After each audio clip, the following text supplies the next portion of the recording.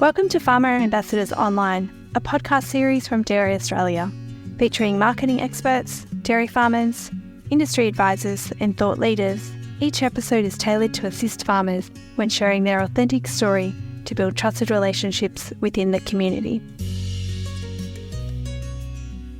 Hello, I'm Jess Phillips, Marketing Engagement Lead at Dairy Australia, and today I'm joined by Kristina Gorgievska, Dietitian and Health Communications Advisor at Dairy Australia. Kristina, welcome. Thank you so much for having me. In this episode, we'd like to share some foundational knowledge and messaging on dairy's health benefits and its place in the Australian Dietary Guidelines. Let's get stuck into the basics. What do farmers need to know to talk confidently about dairy in a healthy diet? Farmers need to know that we're coming from a really good place in the Australian Dietary Guidelines. The dairy food group is really well represented in the Australian Dietary Guidelines. And the Australian Dietary Guidelines are a set of national recommendations, I guess, that are based on over 50,000 studies. They're really our true north for nutrition advice to the Australian general public. They consider the totality of the evidence for human nutrition, not just cherry-picking individual studies, and they collate all of that into a set of recommendations that, if followed, can promote really good health and well-being and reduce the risk of developing diet-related chronic disease, things like heart disease, stroke, type 2 diabetes, and some cancers as well. Impressive. So why do the Australian Dietary Guidelines matter for how dairy is promoted? We follow the Australian Dietary Guidelines and what they say in everything we do when we promote the dairy food group. The basic premise of the Australian Dietary Guidelines is that if you eat the right amount of each food group for your age and gender, that will help you achieve a healthy diet that supports your energy levels, helps you hit your individual nutrient targets, and helps you achieve specific goals for things like good bone health, for example. Now, the dairy food group has its own category in the Australian Dietary Guidelines, meaning it's really well recognised and really well protected within these guidelines. I will also just note that the Australian Dietary Guidelines are currently under review. So we are expecting a new set of guidelines to be released hopefully next year, although there have been some delays.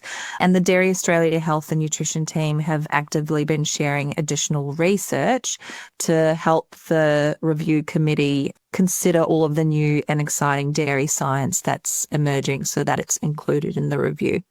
Great. Thank you. You touched on a little bit there, but what products are actually included in the dairy food group? So all types of milk, cheese and yogurt are included in the dairy food group in the Australian Dietary Guidelines. This means that products like flavoured milk and yogurt, as well as regular fat, reduced fat milk, cheese and yogurt, they're all considered part of the dairy food group, which means that they can be consumed every day for good health. There is a recommendation in the Australian Dietary Guidelines, which is not up to date with the latest science. It's around consuming mostly reduced fat dairy, and that's in there from a kilojoule perspective and based on some pretty outdated science. And we're expecting this recommendation for the reduced fat dairy to be removed for the general public because new science shows that regular fat dairy is absolutely okay for the general public and doesn't contribute to things like overweight or obesity or even things like heart disease and high cholesterol. Awesome. Thank you. Just to clarify, butter and cream are excluded? Yes, those dairy products, while absolutely delicious, are not included in the dairy food group. So butter, cream, ice cream all have a different nutrient profile compared to milk, cheese and yogurt. They tend to be higher in fat and also lower in calcium. So they're less likely to contribute to things like stronger bones and more likely to contribute to some chronic diseases. So they actually fall into what's known as the discretionary food group, meaning they should be enjoyed in moderation. Great, thank you. And can you tell us what is a typical serve of dairy?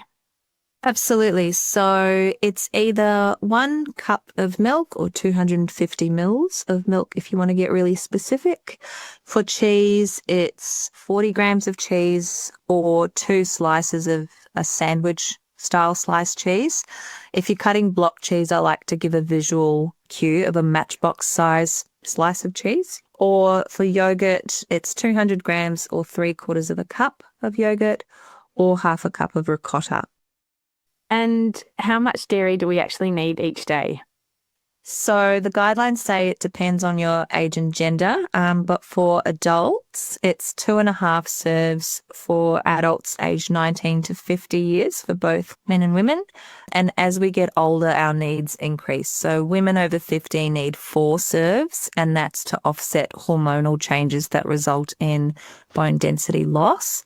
And men over 70 need 3.5 serves a day. So they get to enjoy additional dairy a little bit later in life. Okay, great. And dairy offers up more than just calcium, right? Absolutely. So milk, cheese and yogurt are nutritional powerhouses. So it's not just calcium that they provide. They provide a unique blend of more than 10 essential nutrients that are important for a myriad of health effects, including healthy blood, nervous and immune system function, eyesight, muscle and nerve function, healthy skin, energy levels, and growth and repair in all parts of the body. So other than calcium, dairy foods provide things like protein, vitamin A, B vitamins, potassium, magnesium, zinc, iodine, and carbohydrate in the form of lactose. Another thing to note is that the nutrients that are found in dairy are in their natural form and they're from a whole food source and they're really well absorbed by the body. Can you give an example of dairy's health impact? Absolutely. So I love talking about this research. It's the fractures trial. So that was a study that we co-funded a couple of years back where the researchers gave additional dairy to aged care residents. So they were given additional dairy in their menu in the form of milk, cheese, yogurt, and skim milk powder. So skim milk powder was added into things like smoothies and milkshakes. What they achieved was just from an extra 1.5 serves of dairy a day, which brought them up to a total of, on average, 3.5 serves of dairy a day. They saw some really amazing results in just 5 months. So that was a 46% reduction in hip fractures in elderly residents, a 33% reduction in all fractures, and an 11% reduction in falls. Now, I absolutely love talking about this research because it just puts a stop to a lot of misinformation out there around dairy and bone health in particular. There's a lot of misinformation out there, and this is some really concrete evidence with some incredible results that shows the clear link between dairy and stronger bones. Wow, it's super impressive. And just one example, I'm sure, just talking about bones, but dairy is good for so much more than that. So that's great. Thank you. Can you give us just 1 or 2 quick facts farmers can easily drop into conversation every day when they're talking about dairy? Absolutely. Number 1, so the dairy food group is endorsed by the Australian Dietary Guidelines. So they support dairy's role in a healthy diet and recognise its role in reducing a number of chronic diseases, including some of Australia's biggest killers like heart disease, stroke, type 2 diabetes, and some cancers. And the other one I would say is that the nutrient profile of dairy is unique. So milk, cheese and yogurt contain not just calcium, but a unique mix of nutrients that are really important for overall health and well-being. Dairy is much more than just good for your bones. That's great. Thank you, Kristina. I hope farmers now feel more confident in using evidence-backed messages. For more information on health and nutrition benefits of dairy, visit dairy.com.au/health. Please also feel free to reach out to me directly at jess.phillips@dairyaustralia.com.au for more specific questions that you may have, and I'll direct them to our team of nutrition experts and get back to you. Thank you for joining Farmer Ambassadors Online. We hope you found this episode valuable when promoting Australian dairy. Check out the episode notes for more information, or to get in touch, visit dairyaustralia.com.au. Until next time, take care.